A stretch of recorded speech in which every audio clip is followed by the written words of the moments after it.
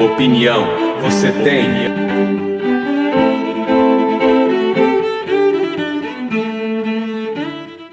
Amigo internauta, nosso podcast de hoje, Programa Alerta, nós vamos falar um pouquinho sobre política, sobre empatia, sobre a necessidade da gente trocar ideias, falar sobre o tema.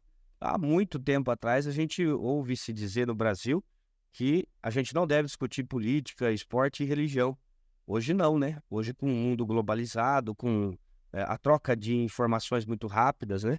Principalmente pelas redes sociais, que correm o mundo todo, a gente é obrigado a discutir, a conversar sobre diversos temas. E nós estamos vendo no Brasil aí, vivemos, né, nos últimos 8 anos aí, um levante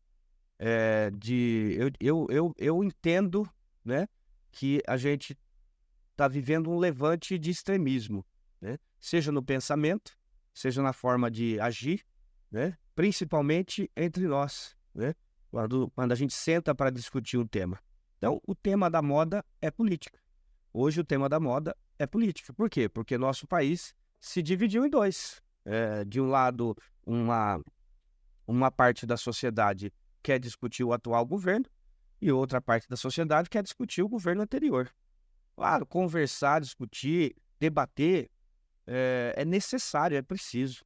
O que precisa ter quando a gente for debater com uma outra pessoa, conversar, discutir sobre esse... se eu gosto mais do A ou gosto mais do B, é ter primeiro empatia e segundo respeito, né? Se colocar no lugar do outro e depois ter respeito. É claro que as discussões, às vezes, elas atravessam, né?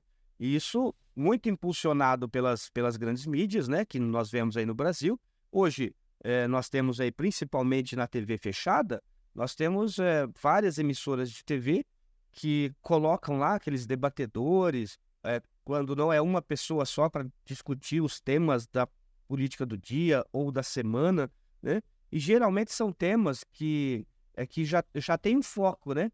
Então você pega, por exemplo, uma emissora de TV que tem uma pessoa, ela tem uma linha editorial, ela vai contratar uma pessoa para falar sobre a linha editorial dela.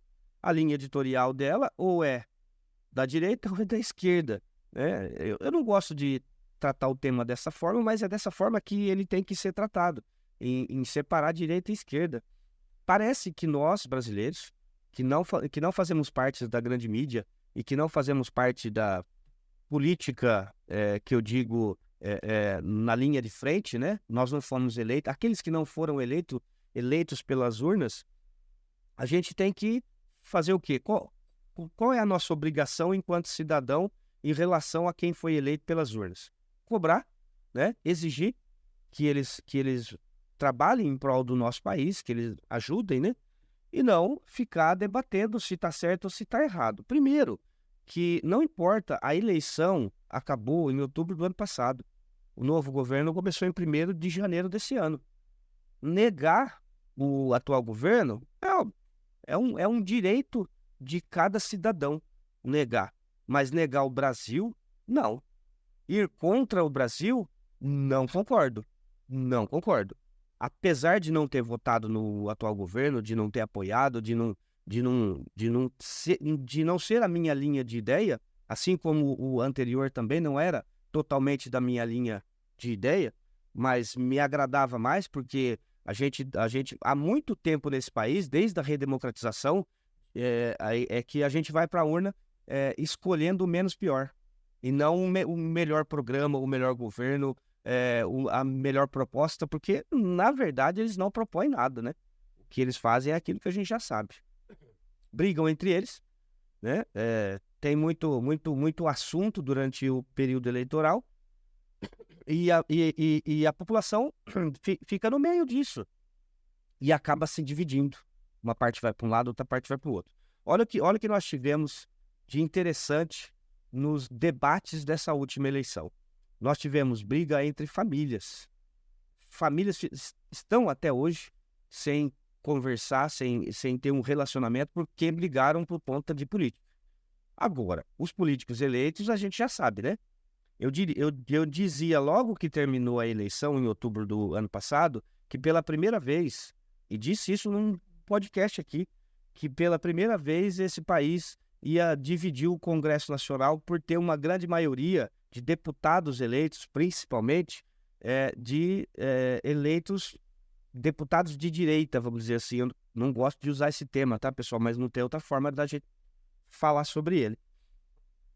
E aí, chegou janeiro desse ano, de 2023, acabou virando uma fake news quase a gente falar sobre um Congresso Nacional formado por deputados com ideias da direita. Não foi assim. O atual governo, que em tese defende as ideias de esquerda, né? E aí, gente, ó, mais uma vez, eu estou tratando dessa forma para ficar mais fácil da gente conversar, tá? Falando sobre esses direita e esquerda aí. Eu não concordo com nada disso, tá? E aí, nós tivemos uma grande maioria, ou uma boa parte desses deputados ditos de direita, se aliando ao atual governo. Talvez até eu não vou nem dizer por uma coisa própria deles, né? Mas talvez para conseguir alguma coisa pelo seu estado ou pela região em que eles defendem. Porque assim, deputado vai principalmente, tá? Deputado vai para a Câmara Federal eleito e ele imagina que ele tem que defender o estado dele. Primeiro que é lógico, né? Deputado é eleito para defender o Brasil. O Congresso Nacional não faz leis para os estados, faz leis para o Brasil, né? Eles fazem políticas públicas para o Brasil e não para os estados. Então, essa ideia de que o deputado X, o Y, é o deputado de São Paulo, é o deputado do Pernambuco, é o deputado do Ceará, não. Eles são deputados do Brasil. Até porque, em média, aí, o estado que mais tem deputados eleitos é o estado de São Paulo, que são 70. Com 70 votos no Congresso Nacional, em meio a 513, eles não conseguem aprovar projeto nenhum. Ele precisa ter, no mínimo, 257 votos para eles apoiarem em alguma coisa. E se for uma emenda, por exemplo, à Constituição, se for um projeto de lei complementar, precisa de 308 deputados. E estado nenhum tem essa quantidade de deputados. Então, eles estão lá legislando e desenvolvendo políticas públicas para o Brasil, ou pelo menos deveriam estar lá para isso. Agora, essa situação de que o comportamento desse parlamentar depois que ele é eleito desagrada o seu eleitor, é só na próxima eleição você trocar, vote em outro. Mas ele vai para um determinado caminho que eu não gosto. Ótimo. A democracia é isso. Próxima eleição você vota em outro. Aí um dado interessante que esse levantamento já é feito já há algum tempo no Brasil, mas é um dado bastante interessante, que nas eleições nacionais, o índice de abstenção, ou daquelas pessoas que não vão para a urna, é o maior entre as outras duas eleições, que são as eleições locais e a do Estado. Mas quando se trata da eleição nacional, o índice é muito grande de abstenção. O índice também é muito grande de voto nulo e voto branco, que é aquela pessoa que vai para a urna, prefere votar em branco ou vota nulo, digita qualquer número lá e aperta OK, aperta o verde lá, né, da urna eletrônica, e acaba perdendo o voto. Mas ele passou o dia inteiro, às vezes, numa fila para chegar lá e votar em branco. Eu não tenho quem votar. Ótimo, cara, mas assim, são muitos candidatos, são muitas, né? Então, eu penso que nós precisamos fazer um exercício de democracia. A democracia só vai acontecer plenamente nesse país quando a população, quando os eleitores, quando o cidadão estiver focado na democracia. Não adianta a gente querer cobrar a democracia de quem é eleito pela urna, porque depois que ele é eleito pela urna, muito pouco se preocupa com a democracia.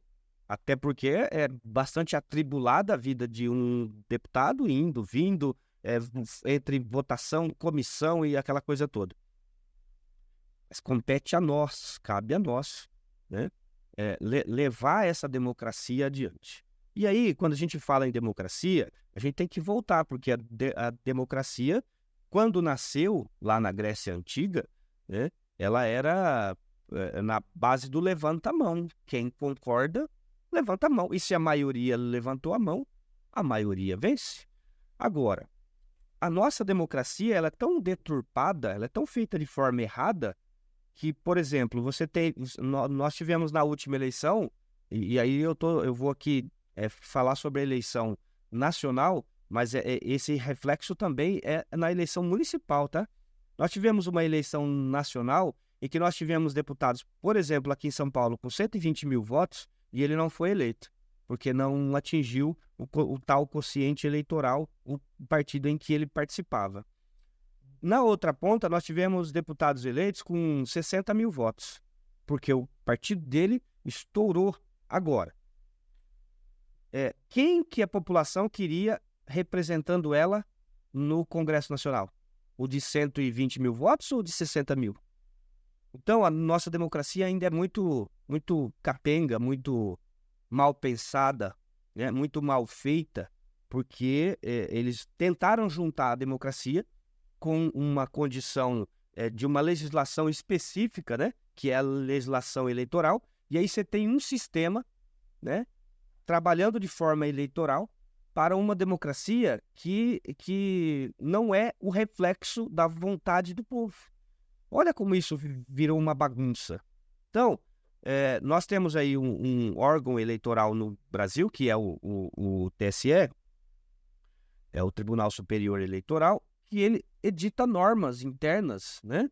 Ele edita leis, praticamente, que são leis que refletem numa eleição, né? Os ministros decidem lá, fazem lá uma lei interna e que vale. Então, hoje não é só o Congresso Nacional que faz lei.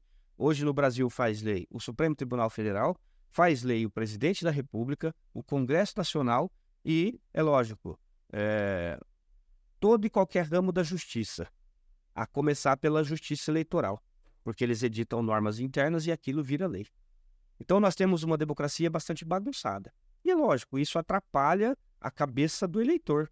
Atrapalha, porque o cara votou o eleitor votou num candidato que ele queria que fosse eleito e pediu, às vezes, voto para aquele candidato, teve 120 mil votos. Ah, mas ele não foi eleito. Ah, mas o de 58 mil foi. Então, mas aí você tem que fazer a conta. E quando você traz isso para os municípios, na eleição municipal, isso é mais gritante ainda. Mais gritante ainda. Como, por exemplo, aqui no nosso município.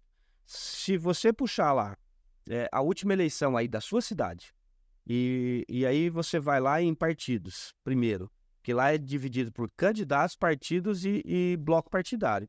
Se você for em partidos primeiro, você vai descobrir quantos votos cada partido teve. E isso é chamado quociente eleitoral, né? E aí cada município tem o seu número, né? Que é o número de vagas na Câmara Municipal dividido pelo número de eleitor votante. Enfim, é uma conta maluca que a democracia faz, que a nossa democracia deturpada faz, que ao final dessa conta maluca, nós tivemos aqui, por exemplo, candidatos com 500 votos, ou próximo de 500 votos, que não foi eleito, e nós elegemos com 350 votos, né? Então, isso deturpa bastante, né? Prejudica bastante. Quando a gente parte desse princípio de que a democracia não está sendo democracia, ela não está sendo democratizada, ela não está sendo, de uma forma, atingindo o objetivo dela, e nós não temos ninguém que queira mudar isso. Nós não temos ninguém para mudar isso. Em tese, quem tinha que mudar isso era o Congresso Nacional. Mas aí, quando você leva para dentro de 513 deputados, 513 cabeças, para decidir sobre regras eleitorais, vocês acham que eles vão fazer o quê? O que eles sempre fizeram quando discutiram regras eleitorais. Eles vão discutir regras eleitorais que vão beneficiar eles. Infelizmente é assim. Por quê? Porque nós estamos, né, em um país que não se discute, por muito tempo não se discutiu política, religião, futebol, enfim. Não se discutia, não se conversava. Então hoje o Congresso Nacional brasileiro funciona como funcionava há 50 anos atrás. Funciona como funcionava no regime militar. Funciona como como funcionava em 1934, em 38, lá em Getúlio Vargas. Ele funciona da mesma forma. É a forma que, se for bom para nós, que estamos eleitos, ótimo. Se não, é o caso mais nítido e claro de acesso, por exemplo, e aí a gente volta naquela democracia deturpada, né? O acesso, por exemplo, que os candidatos a deputado, e aí eu vou citar como deputado, mas vocês tenham como os outros também. O acesso que o candidato a deputado tem ao chamado fundo eleitoral, que é um dinheiro público que é entregue aos partidos para que ele divida esse recurso entre os candidatos dentro daquele partido, em todo o território nacional, para que a ideia era essa, para que todos eles tenham a mesma condição, né, de disputar uma eleição, condição financeira. Aí, logo que se fez aí a ideia desse fundão, que hoje é chamado aí, houve regras. Então, os deputados da época que votaram esse fundo partidário, esse fundo eleitoral, aliás, eles colocaram regras. Quais são as regras? Quem vai acessar a maior parte do fundo? Quem já tem mandato. Ah, mas por quê? Não, porque a lógica é assim. Se eu já sou eleito, já tenho o meu mandato, foi eu que decidi, ou eu que votei o orçamento que vai distribuir o fundo eleitoral. Então, eu tenho direito a ter mais. Olha a lógica. Olha a lógica. Aí você tem os deputados que já são eleitos numa eleição nacional. Os deputados que já são eleitos, tá? Que já estão lá 1, 2 ou até 8, 10 mandatos. Ele parte para uma eleição com a maior parte de recursos do fundo eleitoral, porque ele que votou o orçamento, que deu origem ao fundo, né? Porque esse fundo é votado anualmente junto com o orçamento da União. E ele votou, então ele tem direito a Eles escolheram ter direito a uma parte maior desse bolo. Tá, e qual é a condição que você dá para o outro candidato? E aí a gente vai regionalizar. Aqui na nossa região, por exemplo, nós tivemos 3 candidatos da nossa região disputando eleição para deputado federal e deputado estadual. Nenhum deles foi eleito, porque eles tiveram que fazer campanha com o próprio recurso, eles tiveram que pedir votos, né? De uma maneira desleal, porque você tem o outro que vem com 50 pessoas, distribui santinho, faz carreata. O outro deputado que está trabalhando só com o seu dinheiro do bolso, ele não faz isso. Ele não faz carreata, ele não distribui aquele monte de material, ele não traz revista, ele não contrata um estúdio para fazer as imagens dele, para colocar em rede social e impulsionar, não, porque ele não tem recurso. Mas o deputado que já está eleito, que está indo para uma reeleição, ele tem esse recurso, porque ele pegou a maior parte do bolo. Isso é democracia? Isso é acesso a votar e ser votado? Porque isso é o que nossa Constituição diz, que os direitos têm que ser iguais, considerando as desigualdades, mas eles têm que ser iguais. A lei atinge a todos, considerando, é claro, a desigualdade de cada um, mas a lei é igual para todos. Não aqui no Brasil. Então, a Constituição fala uma coisa e eles fazem uma lei dizendo outra. Aqui, isso é fato. Isso é fato. E aí, aí, numa brincadeira, essa semana, conversando com um amigo, e eu dizia, gente, mas assim, a gente tem que focar, porque a Constituição, artigo 5º, ele falou, Constituição, rapaz, a Constituição desse país agora é o Xandão, é o Alexandre de Moraes. Eu não concordo com essa colocação, mas ouvi dele. Vai lá aí, né? Então, a nossa Constituição diz uma coisa e os caras vão lá e fazem outras, né? Porque vai beneficiar eles. E aí, a democracia fica o quê? Deturpada, fica torta, fica capenga. Fica uma democracia confusa. Nós temos hoje um sistema eleitoral confuso. E aí, eu brinco com os meus amigos e digo, olha, para você fazer a conta de uma eleição, enquanto ela está sendo apurada, é só computador que faz.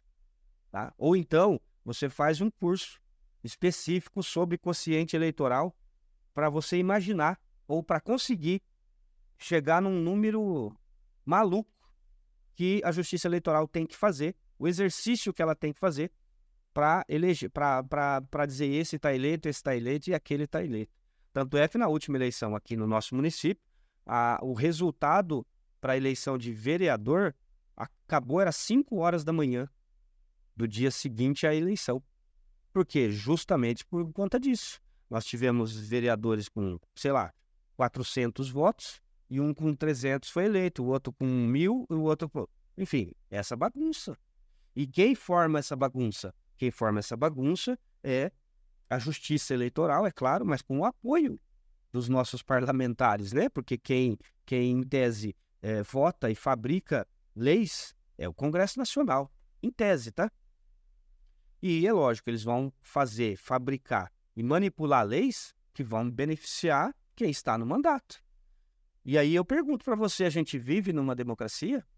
Se você que está aí nos vendo agora e ouvindo, quiser ser candidato na sua cidade na próxima eleição, você não vai, muito provavelmente, você não vai ter acesso ao fundo eleitoral, né? Por quê? Porque o fundo eleitoral ele é enviado para o partido de forma nacional. Digamos que você vai sair aí pelo partido X. O dinheiro do fundo eleitoral é enviado para esse partido X, em tese, lá na sede dele. Depois tem os diretórios estaduais e os diretórios municipais. Então, esse recurso ele é dividido entre a nacional e a estadual. O que geralmente fazem numa eleição municipal?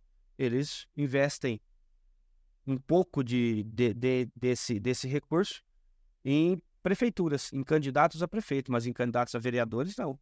Então, a grande maioria, 99,9%, dos vereadores eleitos no Brasil na última eleição foi com recurso próprio.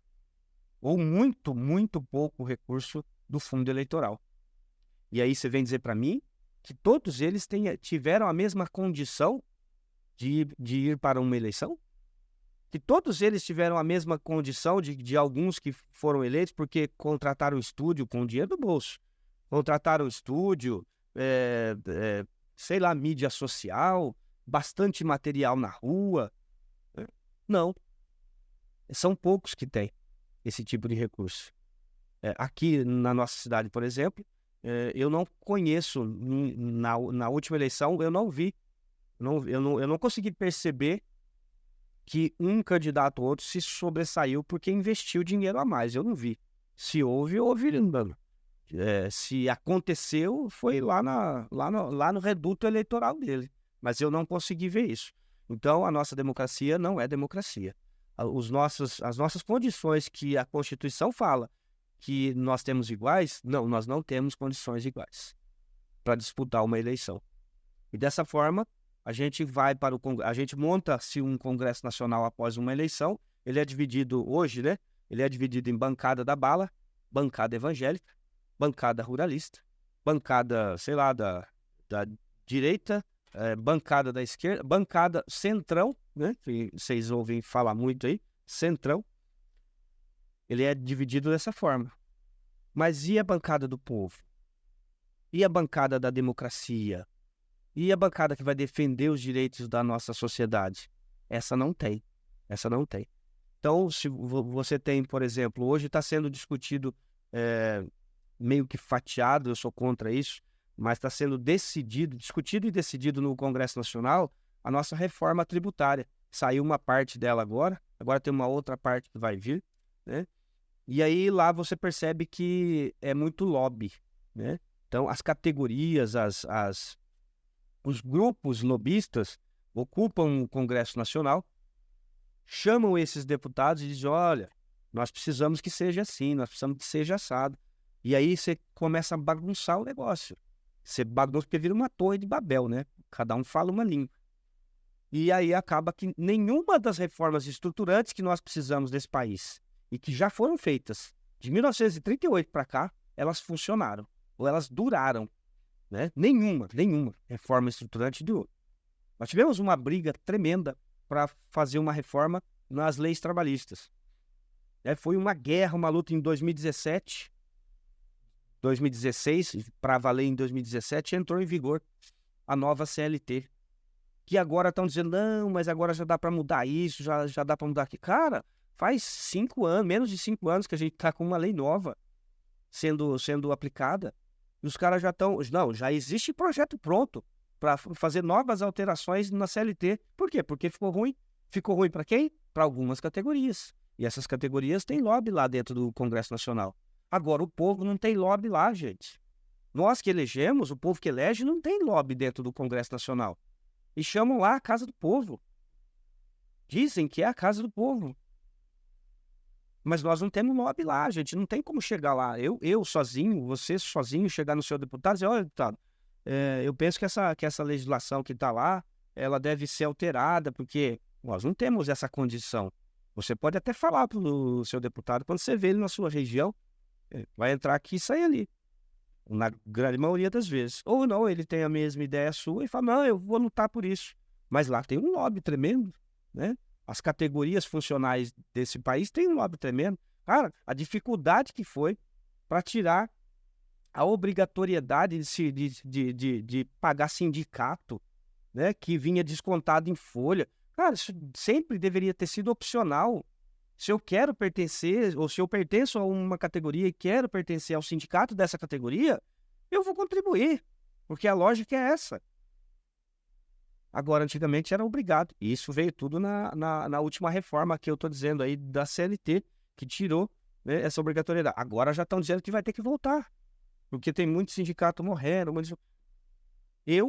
A gente vai fazer depois uma conversa aqui, é claro, com 2 convidados que eu estou tentando trazer para o nosso podcast, e nós vamos discutir sobre a reforma sindical no Brasil, né? Nós vamos discutir sobre o papel do sindicato no Brasil. Eu não estou dizendo aqui, gente, olha, eu não quero que vocês me entendam mal, dizendo que sindicato é ruim, que é isso ou que é aquilo. Não, eu acho que sindicato é necessário, e ele precisa sobreviver. Mas não precisa esfolar o trabalhador também, né? Não precisa ser obrigado. Então, gente, nós estamos aqui discutindo uma democracia, e você vê quantos ramos a gente puxou quando fala em democracia, né? Porque todos esses ramos que a gente falou no nosso programa de hoje aqui, todos eles são ligados, direta ou indiretamente, ao sistema democrático, ao sistema político eleitoral, deturpado, estrangeiro, vamos dizer assim, que não atende às necessidades do povo. Agora, você pode dizer que uma ou outra legislação, ou qual a legislação que atende aos anseios do povo? Quase nenhuma. Quase nenhuma. Porque a ideia de legislar é você fazer uma legislação que atinja todos. Todos são iguais perante a lei, né? É uma das frases muito bonitas que tem na nossa Constituição. Todos são iguais, considerando as desigualdades, é claro. Porque até então, lá em 1988, e na verdade em 85, quando começaram as ideias da nova Constituinte, não, nós vamos ter que fazer uma Constituição cidadã. Ótimo. E em tese ela foi mesmo. Porque você pega o artigo 5º ali, todos os direitos, deveres e tal. Ela conseguiu separar direitos e deveres. Ela conseguiu separar o que cada poder da nação ia ter de responsabilidade com o nosso país. Isso, em 88, ela foi promulgada. Em 92, ela sofreu algumas alterações. Depois, em 96, em 98, nós já estamos em 163, e aí eu não posso falar esse número aqui, porque amanhã já aprova uma nova, aí já é 164, vocês vão dizer que eu estou mentindo, mas está aproximadamente 163 emendas a nossa Constituição já tem. A Constituição americana, que data de 1718, 1717, olha só, 1700, na primeira metade de 1700, ela tem 5 emendas. 5 emendas. A nossa tem 163. E nós estamos falando de 30 e poucos anos. Nossa Constituição é uma menina ainda, né? E já tem essas emendas. Por quê? A grande maioria dessas emendas é para... Nós tivemos uma agora que passou despercebido, porque assim, a Constituição, ela tem uma parte dela que fala sobre os recursos das emendas parlamentares. Vocês já ouviram falar muito disso, né? E um dia nós vamos discutir só esse tema aqui. Emendas parlamentares, que é dinheiro do orçamento da União que é destinado para o deputado, para o vereador, enfim, para o deputado federal, para o deputado estadual, para que ele possa destinar aquele recurso, aquela emenda, aquele dinheiro direto na sua fonte. Então, o prefeito procura o deputado federal, diz, deputado, estou precisando fazer um posto de saúde, sei lá, eu preciso de uma emenda para, né? Isso vocês ouvem muito. O deputado vem e destina o dinheiro para que seja construído aquele posto de saúde. Destina de onde? Dinheiro da emenda, da chamada emenda impositiva. Até pouco tempo atrás, nós era 1,2%. Então, 1,2% do orçamento da União ia dividido entre os deputados federais como emenda impositiva. Cerca de 20 milhões de reais. Agora um pouco mais, porque isso vai depender de cada orçamento. Fizeram na surdina agora uma emenda e a grande mídia nem discutiu, viu? Nem falou sobre isso. Passando de 1,2% para 2% o total das emendas impositivas. E quando acontece lá em cima, é uma cadeia. Vai descendo aqui para baixo. Passou em 2% para o Estado, passa em 2% para o município. Eu não estou dizendo que esse dinheiro é ruim, que ele é feito de... eu só penso que ele é mal distribuído. Mas eu não estou dizendo que é um dinheiro ruim, não. É um dinheiro bom, porque ele vem direto para a fonte. Ele vem direto para onde precisa o dinheiro. Eu só estou dizendo que ele é mal distribuído, ele é mal utilizado, né? E num outro programa nós vamos discutir isso. Mas eu só estou explicando isso para vocês, só para vocês entenderem das emendas impositivas que eles fizeram na surdina, votaram. A grande mídia nem discutiu isso, nem falou sobre essa alteração significativa. Aumentou em 0,8%. Passou de 1,2% para 2%. Agora, é o que eu falo, volto a repetir. O povo não tem lobby no Congresso Nacional, mas as categorias têm. Várias categorias. E eu citei algumas aqui. Bancada bala, bancada evangélica, bancada ruralista, bancada não sei o quê. Enfim, todo mundo tem uma bancada lá, menos o povo. Então, nós temos que pensar bem na próxima eleição. Ao invés de você ir para a urna para votar em branco ou votar nulo, escolha um candidato e depois cobre ele. Cobre mesmo. Vai na rede social dele e fala, meu amigo, votei em você, cara. Você precisa fazer alguma coisa por nós. Fazer críticas construtivas e às vezes até dura. Ao invés de você ir para a urna para votar branco e nulo, escolha alguém. Mas conheça o seu candidato. Nós estamos aqui prestes a chegar numa eleição municipal. Conheça o seu candidato. Principalmente aqueles que já foram.